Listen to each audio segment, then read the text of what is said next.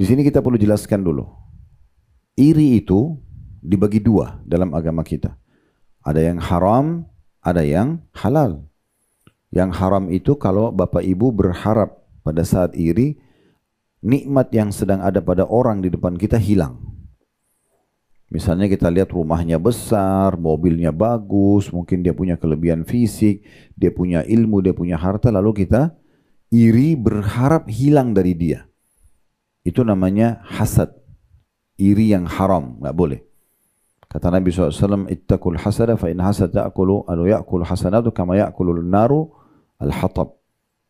Jauhi hasad itu, iri karena cemburu kenapa orang lain punya kelebihan yang Allah berikan, karena dia bisa memakan pahala sebagaimana api memakan kayu bakar. Kalau yang kedua namanya ghibtah, iri yang dibolehkan. Apa itu? Bapak ibu iri sama seseorang yang punya kelebihan, ilmu, harta, tapi tidak berharap hilang dari dia. Bedanya itu ya. Kalau yang pertama dia haram karena kita berharap hilang dari dia. Ya. Tetangganya yang beli AC, dia yang kedinginan. Ya. Kalau tetangganya baru beli mobil, iri, hatinya panas. Begitu mundur, tabrak pagar, syukurin tuh. Nah, misal, orang hasad. Dia tidak bisa terima apa yang Allah berikan kepada orang lain. Harus dibersihkan hati. Kalau sudah ada rasa cemburu begitu, baca a'udzubillahi minasyaitonirrajim. Karena Allah lebih tahu siapa orang-orang yang dia berikan. Tapi kita bisa ghibtah. Apa itu ghibtah? Kita cemburu, tapi kita tidak berharap hilang dari dia. Sambil minta sama Allah, kasih juga. Misalnya orang itu pintar. Ya Allah berkahi ilmunya dia dan berikan hambamu seperti dia atau lebih. Itu boleh. Ya, selama tidak bentrok dengan sunnatullah. Sistem yang Allah buat. Bapak ibu nggak mungkin dong minta mukanya satu orang tampan atau cantik. Ya Allah buat muka saya sama dia. Kan nggak mungkin. Ya. Atau minta supaya diubah jenis kelamin kita. Laki-laki jadi perempuan, perempuan jadi laki, itu tidak mungkin. Kan gitu. Jadi selain minta itu, misalnya orang punya ilmu, orang punya harta, orang punya kedudukan, kita bisa mengatakan, ya Allah berkahi buat dia dan berikan hambamu lebih baik daripada dia. Boleh, atau seperti dia. Itu namanya ghibtah. Tidak cemburu tapi tidak berharap hilang dari orang tersebut. Nah, salah satu yang kita boleh ghibtah, justru dianjurkan ahli Al-Quran. Kapan dia punya Quran, bacaannya bagus, hafalannya banyak, diaplikasikan, ibu dan bapak harusnya cemburu dengan orang seperti ini. Tapi cemburunya nggak berharap hilang dari dia. Minta sama Allah agar diberikan seperti dia atau lebih. Nah, seperti itulah ya. Disebutkan dalam hadis muttafaqun alaih, yaitu riwayat Bukhari Muslim, di mana Nabi SAW bersabda, la hasada illa fitnatain. Tidak boleh iri kecuali pada dua golongan. Ya, yang pertama adalah rajulun atahu Allahul Qur'ana fahuwa yaqumu bihi ana al-laili wa ana an-nahar. Golongan pertama yang harus kita cemburuin justru orang yang diberikan oleh Allah Al-Qur'an. Suaranya bagus, hafalannya banyak, sibuk dengan Al-Qur'an. Kata Nabi SAW, dia sibuk dengan Al-Qur'an di malam dan siang hari. Itu kita cemburuin mereka. Tapi cemburu tidak berharap hilang dari dia. Ingat ya, karena kapan Bapak Ibu masuk ke rasa irinya, ingin hilang dari dia, supaya hafalannya hilang, supaya suaranya jadi rusak, ini jadi haram. Jadi hasad yang pertama yang haram tadi. Tapi kalau kita bangga dengan dia, suaranya bagus, hafalannya Masya Allah. Caranya menepis supaya kita tidak pindah ke hasad yang haram, doakan dulu. Semoga Allah berkahi buat dia, Allah berkahi buat dia. Tapi berikan aku seperti dia, bisa kita minta atau lebih. Yang kedua adalah warajulun atahu Allahu malan fahuwa yunfiqu ana al-laili wa ana an-nahar. Seorang yang Allah berikan harta, namun harta itu dia sibuk habiskan di jalan Allah. Bersedekah aja terus kerjanya, siang dan malam hari. Nah, orang seperti ini boleh kita iri, tapi ingat istilahnya apa tadi? Ghibtah, ya. Jangan lupa istilah itu ya. Ghibtah. Jadi itu bedanya. Ghibtah ini iri yang dibolehkan. Kalau yang tidak dibolehkan namanya hasad. Kemudian yang ketiga, orang yang suka baca Quran akan ditolong oleh Al-Quran di hari kiamat. Diselamatkan oleh Al-Quran. Di dunia dia dapat pahala, dia dapat ketenangan jiwa tadi yang sudah kita sebutkan dalam hadis kita ya. dapat ketenangan, dapat rahmat, ya dilindungi oleh malaikat, Allah bangga-banggakan di sisinya gitu ya. Ya, di sini juga di akhirat nanti Quran itu, surah apapun yang Bapak Ibu baca, apalagi kalau sering khatam ulangi gitu ya, itu makin banyak nanti pertolongan yang datang. Sebagaimana sabda Nabi SAW di dalam hadis riwayat Muslim, Iqra'ul Qur'ana fa innahu ya'ti yaumal qiyamati syafi'an li ashabihi. Bacalah Al-Quran karena pasti dia akan datang hari kiamat menolong para pembacanya. Menolong sini artinya di timbangan amal ya, supaya Bapak Ibu nanti bisa lolos. Karena kalau amal soleh kita lebih berat dari dosa kita, kita pasti lolos masuk surga. Dan ini sekali penentuan ya. Di saat itu kita lolos, kita akan abadi. Di dunia ini kepemilikannya sementara. Sertifikat rumah, apalah surat kepemilikan kendaraan, itu sementara nama kita. Kalau kita mati pindah ke ahli waris, habis itu dijual selesai pindah. Berapa banyak orang di antara kita beli satu rumah, bekas rumahnya orang dulu. Meninggal, ahli warisnya yang jual jadi milik kita. Kan begitu. Di dunia semua begitu. Di akhirat baru ada kepemilikan abadi. Ibu dan bapak sekali masuk istana di surga nanti, maka milik ibu dan bapak selamanya. Karena Allah mengatakan khalidina fiha, kekal selamanya. Nah, salah satu kiat agar kita masuk surga itu dengan pertolongan Al-Quran, syafaatnya. Kalau ada yang bertanya begini, lalu gimana Ustaz kalau seandainya amal soleh saya sebenarnya sudah berat, dosa saya lebih sedikit, saya sudah lolos ke surga. Apa manfaat daripada syafaatnya Al-Quran? Manfaatnya kalau Bapak Ibu tidak pakai untuk memberatkan timbangan amal, misal tadi dosa 1000, amal soleh 1000, kan dia harus lebih berat dulu, baru lolos ke surga. Nanti kalau Bapak Ibu baca Quran, Quran akan ditambahkan misal menjadi 1100, maka dia lebih berat, masuk surga lah. Bagaimana kalau seandainya pahala kita sudah 1000, dosa kita 900? Syafaatnya Al-Quran ini apa fungsinya? Untuk menambah derajat di surga. Tadinya Bapak Ibu cuma di derajat misalnya yang ke 800, nanti naik ke derajat yang ke 1000 gitu ya. Jadi dia kalau tidak dipakai ya untuk mengimbangi dosa, maka dia akan dipakai untuk menambah derajat di surga. Nah, seperti itu. Kemudian juga yang keempat, dia akan mendapatkan pelipat gandaan pahala yang maksimal ya, baca Al-Quran. Sebagaimana kita sudah tahu sama-sama hadis yang masyhur riwayat Tirmidzi, hadis Ibnu Mas'ud radhiyallahu anhu, ini sudah pernah kita jelaskan sebenarnya di awal bab kita ya. Di keutamaan Al-Quran, kata Nabi SAW, man qara harfan min kitabillah falahu bihi hasanah. Siapa yang baca satu huruf Al-Quran, maka dicatatkan baginya satu pahala, wal hasanatu bi asyri amsalihah. Dan satu pahala akan dilipat gandakan menjadi 10 kali lipat. Ya. La aqulu alif lam min harf, saya tidak mengucapkan kata Nabi alif lam mim. Ayat pertama dalam surah Al-Baqarah, satu huruf, walakin alifun harf. Tapi alifnya dihitung satu huruf, berarti 10 pahala. Walamun harf, dan lam sendiri juga satu huruf, berarti 10 pahala. Wa mimun harf, dan mim juga satu huruf, berarti alif lam mim dapat 30 pahala. Ini pahalanya besar banget. Bagaimana kalau kita baca banyak sekali ya. Kemudian yang kelima, orang yang mahir dalam membaca Al-Quran, betul-betul ibu dan bapak kuasain ya. Ini tidak bicara hafalan, bicara kemahiran dalam membaca. Kalau hafal ada lagi keutamaan ekstra. Pokoknya lancar aja baca dan benar tajwidnya. Makanya saya sarankan kalau belum bisa, cari seorang ustadzah ibu-ibu, panggil di rumah, ikut atau buat majelis seperti ini tapi khusus Al-Quran misalnya. Bapak-bapak juga begitu ya. Karena kalau mahir dalam baca Al-Quran itu derajatnya sama dengan para malaikat. Dia diberikan derajat sama dengan malaikat. Sebagaimana sabda Nabi SAW dalam hadis Bukhari Muslim, al-mahiru bil Qur'ani ma'as safaratil kiramil bararah.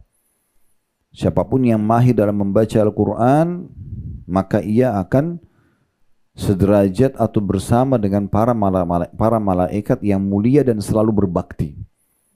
Ya. Padahal mungkin kita tidak seperti malaikat, karena malaikat itu diciptakan tanpa hawa nafsu. Mereka juga tidak kenal namanya tidur, makan. Begitu diciptakan ada malaikat sujud sampai yang Allah inginkan. Sampai Allah binasakan, wafatkan. Pokoknya dia kerjanya begitu aja. Malaikat itu diciptakan untuk mengabdi. Ya, mereka tidak punya pelanggaran. Makanya diistilahkan safaratil kiramil barara. Kiram mulia, barara yang bakti. Jadi orang yang mahir dengan baca Al-Quran, walaupun dia maaf makan, tidur, masih buang air besar, buang kecil, malaikat tidak ada alamnya itu. Tapi dengan Al-Quran kita bisa mencapai derajat para malaikat. Yang penting mahir baca. Dan itu tidak sulit untuk membacanya. Ya. Makanya Allah ulang-ulangi dalam Al-Quran, وَلَقَدْ يَسَّرْنَا الْقُرْآنَ لِذِكْرِ فَهَلْ مِنْ مُدَّكِرٍ. Kami telah memudahkan Al-Quran untuk dipelajari, dibaca, dihafal. Apakah ada yang mau melakukannya? Ya. Itu diulang-ulangi. Ya. Sehingga saya dalam surah Shad itu ya, Allah ulang-ulangi berulang-ulang ayat itu. Kami memudahkan Al-Quran untuk dipelajari dan dibaca, dihafal. Apakah ada yang mau melakukannya? Kemudian dikatakan walladzi yaqra'ul Qur'ana wa yatata'ta'u fihi wa huwa 'alaihi syaqqun lahu ajran. Dan siapa saja yang membaca tetap baca Quran walaupun dia sulit masih awal belajar. Ya tata'ta itu terbata-bata, ya. Tapi tetap baca Quran maka dia akan diberikan 2 kali lipat pahala. Bisa bermakna adalah kalau tadi hadis yang sebelumnya 1 hurufnya dikasih 10, berarti ini dikasih 20 pahala. Karena keinginan besar tetap ingin membaca Al-Quran. Ya. Oleh karena itu dihidupkan di rumah itu ya, masalah Al-Quran ini penting sekali. Dan siapapun itu kalau tadi membacanya, dan siapapun yang menghafalnya itu lebih tinggi lagi derajatnya. Karena hadis Nabi SAW di pendapat yang paling kuat, sesungguhnya nanti para ahli Al-Quran di hari kiamat, dalam hadis yang sahih riwayat Bukhari Muslim, nanti pada hari kiamat orang-orang yang menghafal Al-Quran ini akan diperintahkan oleh Allah untuk mengulangi lagi hafalan mereka ayat demi ayat. Sebagaimana mereka sering ulangi di dunia. Karena orang kalau sudah hafal Quran dan dia sudah nikmati Al-Quran itu, maka nanti dia tidak kenal waktu dah. Lagi di lift, lagi jalan, lagi belanja, itu lisannya Al-Quran terus. Ya. Karena dia sudah berbaur dengan Al-Quran itu, dia sudah mencintainya. Nanti disuruh baca dan dikatakan padanya, bacalah dan setiap 1 ayat 1 derajat di surga. Al-Quran ada 6.000 sekian ayat, itu kata sebagian ulama, jumlah tangga derajat di surga itu sejumlah ayat Al-Quran. Jadi kalau dia hafal 30 juz, itu berarti dia akan sampai ke derajat tertingginya nanti. Karena di akhir ayat yang dia baca, Allah akan mengatakan, stop, berhentilah, inilah derajat kamu yang kau akan huni. Jadi nanti derajatnya di surga itu akan dinaikkan sesuai dengan kadar hafalannya. Itu luar biasa. Makanya para salafus saleh itu peduli sekali dengan masalah Al-Quran ini, baik membaca ataupun menghafalnya. Dan mereka tidak mengenal waktu dan tempat. Ya, misalnya lagi di kancah peperangan, gitu kan? Tetap mereka baca. Bahkan disebutkan dalam peperangan-peperangan antara muslimin dengan non-muslim itu, sampai orang-orang muslim itu gemetar mendengar bacaan Al-Quran mereka seperti suara lebah. Karena semua ini baca, yang ini baca, itu baca. Bahkan malam-malam pun pasukan musuh lagi istirahat, kaum muslimin sibuk dengan sholat malamnya dengan Al-Qurannya. Kemudian juga ya para sahabat disebutkan dalam perkataan Al-Auza'i rahimahullah, seorang yang masyhur dari kalangan ulama muslimin, mengatakan ada 5 perkara yang selalu dipegang oleh para sahabat Nabi. Ada 5 perkara yang selalu dipegang, maksudnya dijaga terus, nggak pernah mereka tinggalkan. Itu para sahabat Nabi. Dan juga para tabi'in, generasi yang datang setelah sahabat. Ada 5 perkara yang selalu dijaga oleh para sahabat Nabi dan generasi tabi'in.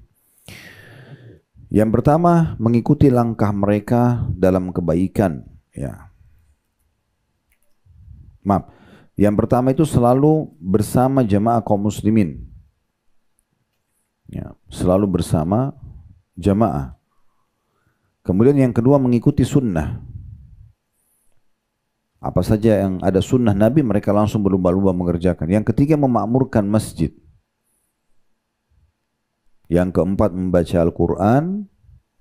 Dan yang kelima, jihad di jalan Allah. 5 ini. Yang pertama, bersama jamaah kaum muslimin. Selalu bersama dengan pasukan muslimin, membela muslimin, sholat berjamaah dengan mereka dan seterusnya. Mengikuti sunnah. Apa saja mereka mau kerjakan, tanya ada sunnahnya enggak? Kalau ada sunnah, mereka langsung kerjakan sesuai dengan sunnah. Yang ketiga, memakmurkan masjid. Selalu masjid hidup di sekitar rumah mereka dengan sholat berjamaah dan aktivitas yang lainnya. Yang keempat, selalu membaca Quran. Ini saksi bahasan kita. Selalu baca Quran. Dan yang kelima, jihad di jalan Allah Subhanahu wa ta'ala. Utsman bin Affan memberikan kita sebuah resep sederhana. Ini sekaligus kita jadikan bahan introspeksi ya. Beliau mengatakan jadi Utsman ini, Bapak Ibu sekalian, luar biasa ya. Beliau sampai diberikan keberkahan oleh Allah Subhanahu wa taala bisa baca 30 juz di rakaat terakhir witir. Ya, yang kita biasa baca qul huwallahu ahad itu, nah Utsman baca 30 juz. Ya. Kalau ada yang mengatakan bagaimana itu keberkahan, namanya keberkahan ya. Begini keberkahan. Kalau Bapak Ibu biasa mengerjakan satu ibadah dan sudah dirutinkan ya, dengan tulus ikhlas ingin mendapat keutamaannya, maka Allah akan berkahi. Contoh, kita masuk dulu di bab sedekah. Kalau kita baru pertama kali mau sedekah, biasanya kita masih perhitungan. Ya, keluarin berapa ya? Ada 5.000, 10.000, 5.000 aja. Ya, 50.000 atau 100.000, mungkin 50.000 aja. Bahkan kadang-kadang masih negosiasi sama syaitan. Syaitan bisikin, itu orang masih mampu. Ya, iya deh, gak usah dibantu. Padahal sebenarnya belum tentu orang itu mampu, kan gitu. Kita tidak bisa lihat secara fisik. Karena bisa saja memang dia tidak mampu, dia sudah melamar kerja sana sini tapi tidak dapat. Karena tugas kita di saat orang minta adalah eksekusi, memberikan, bukan negosiasi sama syaitan, kan gitu. Contohnya. Tapi kalau kita sudah kejar keutamaan sedekah, kita tahu kalau kita sedekah Allah akan ganti. Dan hanya melalui mereka lah orang-orang miskin yang kita beri atau sumbangan yang kita berikan pada yayasan itu, dengan cara itu baru bisa sampai ke timbangan amal hari kiamat. Sehingga para salafus saleh ya, banyak sekali di antara mereka seperti Fudail bin Iyad mengatakan, lihatlah orang-orang pada saat membawa sedekahnya. Lihatlah orang-orang ini. Mereka membawa amal-amal kami ke timbangan amal kami tanpa upah sedikit pun. Maksudnya apa?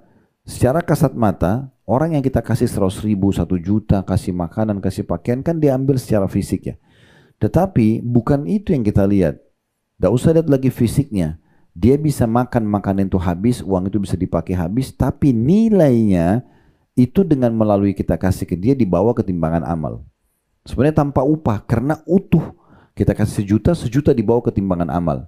Bahkan dilipat gandakan 10 kali lipat. Ini pemahamannya.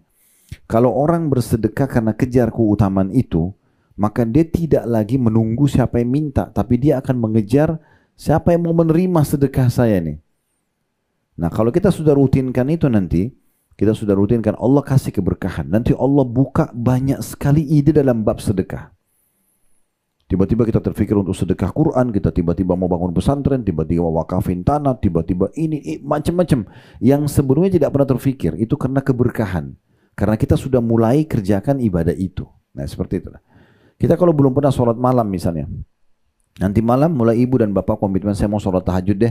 Kejar keutamaannya, baca sedikit keutamaannya, oh ini ternyata. Lalu mulai dikerjakan. Mungkin di malam pertama masih berat. Untuk mengerjakan 11 rakaat gitu kan. Oke, anggap 2 rakaat dulu, 4 rakaat dulu. Mungkin 2 rakaat atau sama witir 1 jadi 3 rakaat. Yang ringan. Mungkin masih surah-surah pendek. Tapi coba Bapak Ibu niatkan mengejar keutamaan sholat malam. Sebagaimana Aisyah berkata radhiyallahu anha, jangan pernah kalian tinggalkan sholat malam karena itu ibadah yang Nabi nggak pernah tinggalkan. Walaupun beliau dalam kondisi letih, beliau tetap sholat dalam keadaan duduk. Ya, karena sholat sunnah boleh duduk ya, walaupun tidak ada uzur. Cuma pahalanya setengah pahala orang yang berdiri kan gitu. Maka misalnya dia mau sholat malam. Mungkin kalau ibu dan bapak komitmen kerjakan 3 hari, 1 minggu, nanti Allah kasih keberkahan. Kita jadi lebih mudah kerjain 4 rakaat, nanti lebih mudah 8 rakaat. Sampai nanti witir pun kita semangat untuk mengerjakannya. Sampai pada tingkat nanti kalau keberkahannya sudah luar biasa, ya seperti Utsman bin Affan, beliau bisa sampai baca ayat-ayat Al-Quran sudah tidak ada lagi beban bagi dia. Dia sudah tidak ada lagi nih berapa juz dia baca dan dia nikmati ayat-ayat tersebut sehingga Allah kasih keberkahan. Nah, seperti itulah. Apa kata Utsman? Jikalau hatimu bersih, tulus ingin mencari keutamaan apa yang Allah janjikan. Jikalau hatimu bersih, maka niscaya kamu tidak akan pernah kenyang dengan kalamullah. Kau tidak akan pernah merasa jenuh dengan membaca-baca Al-Quran, mengulang-ulangi hafalan atau menambah hafalan. Tidak akan pernah jenuh. Jikalau hatimu bersih, tulus karena Allah, niscaya hatimu tidak akan pernah kenyang dari kalamullah. Ya.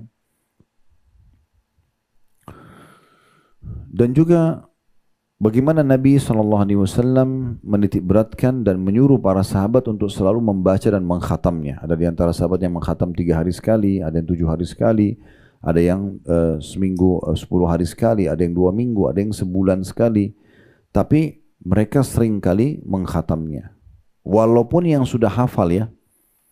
Jadi para penghafal Al-Quran itu pun mereka masih mengulangi hafalan dan sekaligus membaca fisik. Ya, makanya Utsman bin Affan radhiyallahu anhu pada saat beliau wafat, sebenarnya beliau sudah hafal 30 juz Al-Quran. Sahabat-sahabat ini memang menghafal 30 juz, tapi ditemukan mushaf Quran beliau itu dibuat dari kulit hewan. Masa itu belum ada kertas. Itu ditemukan lembaran-lembarannya itu sampai mau sobek karena seringnya dibolak-balik. Padahal beliau sudah hafal Quran. Jadi beliau membagi antara mengulangi hafalan dalam sholat misalnya dan membaca fisik Al-Quran. Tetap diulangi. Dua-dua punya keutamaan karena mereka mau mengejar keutamaan-keutamaan tersebut. Ya tadi yang saya bilang Allah ulang-ulangi Al-Quran. Bahwasanya Allah mudahkan itu dalam surah Al-Qamar ya. Tadi saya keliru mengatakan surah Shaf ya. Surah Al-Qamar, surah nomor 54. Ayat 17 ya. Dan itu diulang-ulangi beberapa kali di situ Allah Subhanahu wa taala sebutkan. Walaqad yassarnal Qur'ana lidzikri fahal min muddakir. Sungguh kami telah mudahkan Al-Qur'an untuk menjadi pelajaran, untuk dipelajari dan dihafal, maka apakah ada manusia atau orang yang mau mengambilnya? Surah Al-Qamar surah nomor 54 ayat 17 ya.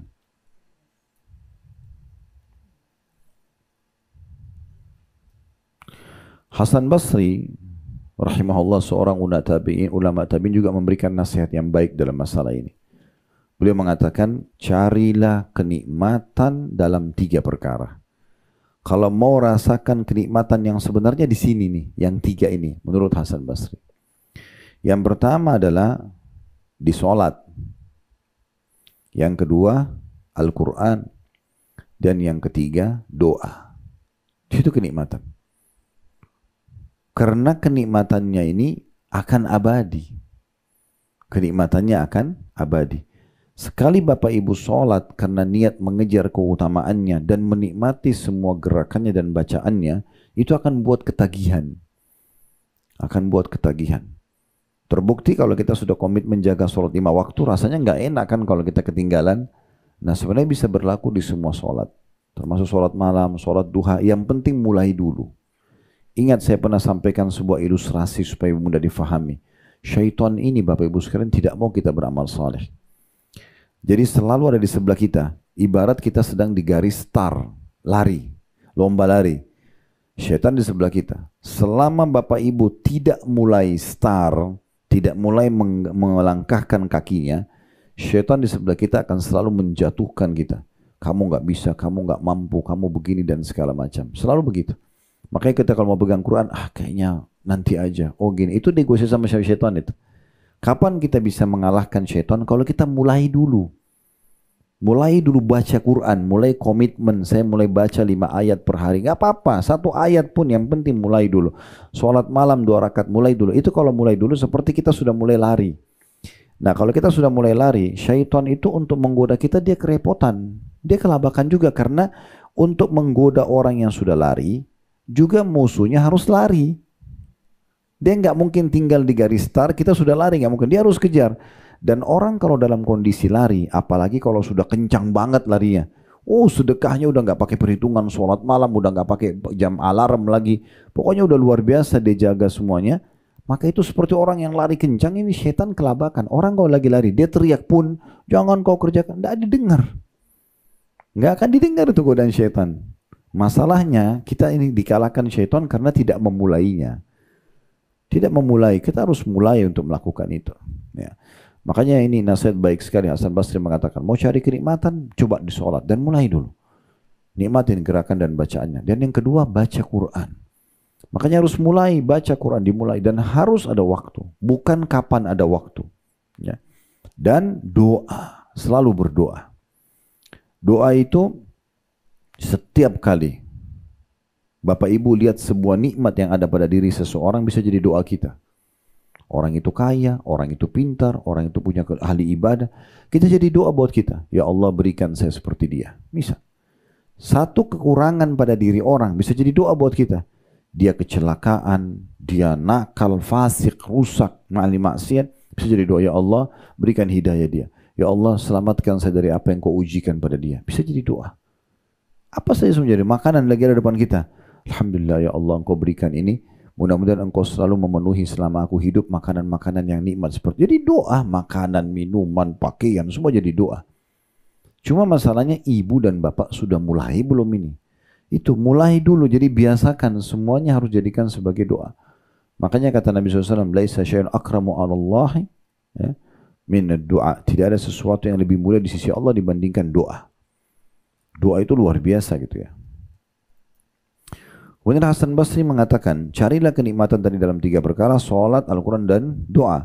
Jika kamu mendapatkannya, maka pujilah Allah. Kalau kau rasakan itu, bisa kamu dapatkan kenikmatan dalam salat, dalam baca Quran dan juga doa, maka bersyukurlah kepada Allah Subhanahu wa taala. Jika kamu tidak mendapatkannya, maka ketahuilah bahwa pintu kebaikan telah ditutup atasmu. Ini kata beliau. Kalau tidak ada orang yang tidak rasa nikmat salat, doa, baca Quran juga tidak, ini berarti sudah diangkat kenikmatan dari dirinya. Kenapa dikatakan begitu? Karena ada sebuah hadis ya, kata Nabi SAW, Inna Allah yu'ti dunya man yuhib wa man la yuhib. Allah akan berikan dunia ini makanan, pakaian, jabatan, harta kepada siapa yang dicintai dan siapa yang tidak dicintai. Semua dapat. Orang kafir dapat, orang mukmin dapat. Wala yu'til iman illa man yuhib. Tetapi dia tidak akan memberikan perasaan iman, selalu ingin patuh dan mengerjakan ibadah, mendekatkan diri kepadanya, kecuali orang yang dia cintai saja. Makanya Hasan Basri bilang tadi, kalau nggak ada padamu perasaan itu, tidak mau sholat dan tidak menikmatinya dan baca Quran juga dengan doa, berarti kamu sudah ditutup pintu kebaikan dari sisimu.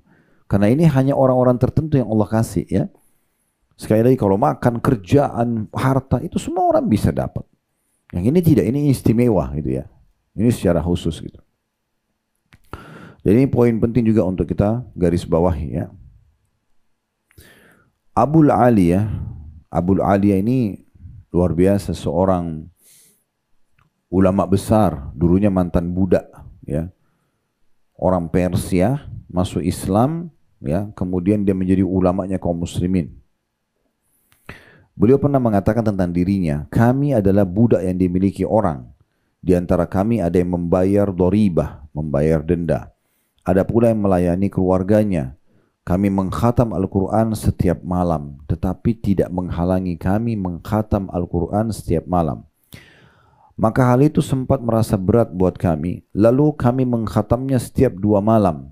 Ternyata juga masih terasa berat, lalu kami mengkhatamnya setiap 3 malam. Lalu kami merasa berat, sehingga kami saling mengeluh satu sama yang lain. Ini para mu'allaf ini ya. Jadi waktu pasukan Islam masuk ke negeri Persia, itu banyak orang Persia menjadi budak, jadi tawanan perang. Di antaranya Abul Aliyah. Tapi setelah dia pelajari Islam, dia masuk Islam di tangan majikannya, dia lihat Islam ini luar biasa. Dan dia lihat kekuatan umat Islam di Al-Quran. Jadi dia pelajari Al-Quran sambil dia bekerja buat majikannya. Ya. Karena dalam Islam itu dibolehkan mereka kerja buat majikannya. Tetap khatam Al-Quran. Dia bilang kami pernah coba, saya dengan beberapa budak-budak ya, yang masuk Islam ini khatam Al-Quran setiap malam. Tapi kami kerepotan. Karena memang kami harus membagi dengan jadwal kerja kami. 2 malam juga begitu, 3 malam juga begitu. Lalu beliau mengatakan, lalu kami berkeluh satu sama yang lainnya. Dan kami sempat menanyakan itu. Bagaimana caranya? Maka ada yang menyarankan kepada kami untuk mengkhatam Al-Quran setiap sepekan sekali. Setiap Jumat. Maka kami bisa sholat dan tidur dan kami tidak merasa berat.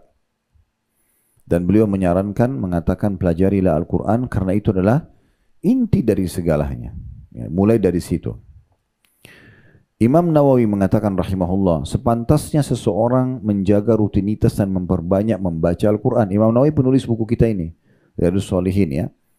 Beliau mengatakan di statement di buku di beliau yang lain, sepantasnya seseorang menjaga rutinitas dan memperbanyak membaca Al-Quran. Karena para salafus saleh dulu mempunyai kebiasaan yang bervariasi dalam mengkhatam Al-Quran.